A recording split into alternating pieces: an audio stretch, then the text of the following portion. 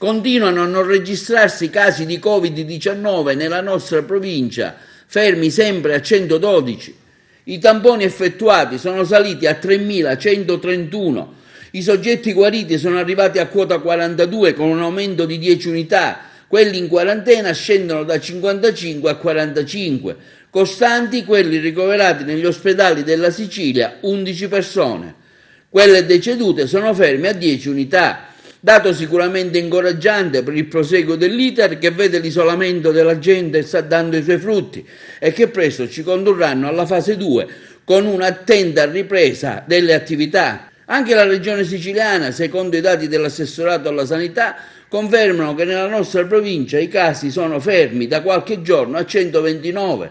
La provincia di Catania scende a 626, 7 in meno. Un caso in meno anche a Ragusa che va a 57, aumenta Messina con 8 unità in più portandosi a 404, sale anche Enna a 326 con 6 casi in aumento, sale anche Enna a 323, 6 casi in aumento, Palermo 2 in più e va a 348, 1 in più va anche a Siracusa attestandosi a 98, si mantengono stabili a 112 sia la provincia di Trapani che quella di Caltanissetta con 113.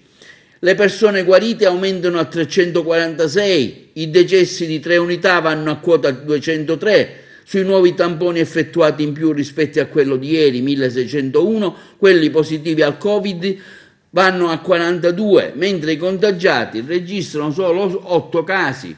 I pazienti in terapia intensiva diminuiscono di 2 unità, scendendo in totale a 39, mentre aumentano quelli in isolamento domiciliare, più 6, per un totale di gente ancora ferma a 1645. E in tema di Covid-19 dalla regione siciliana arriva la nuova app denominata Sicilia Sicura, pronta per il monitoraggio del coronavirus nell'isola, che si può scaricare e aiutare a contenere la diffusione del virus con pochi passaggi necessari. Sicilia Sicura è l'app per il monitoraggio del coronavirus nella nostra regione. Puoi scaricarla gratuitamente ed aiutare a contenere la diffusione del virus. Utilizzarla è semplice, bastano pochi passaggi. Inserisci la posizione, i tuoi dati personali e compila il modulo sul tuo stato di salute seguendo la procedura guidata.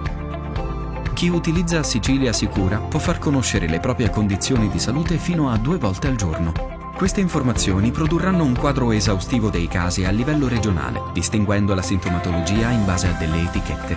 Ovviamente i dati forniti non verranno resi pubblici e serviranno ad identificare rapidamente l'insorgere di eventuali sintomi per far intervenire i medici con tempestività ed evitare soprattutto il rischio di nuovi contagi per la popolazione.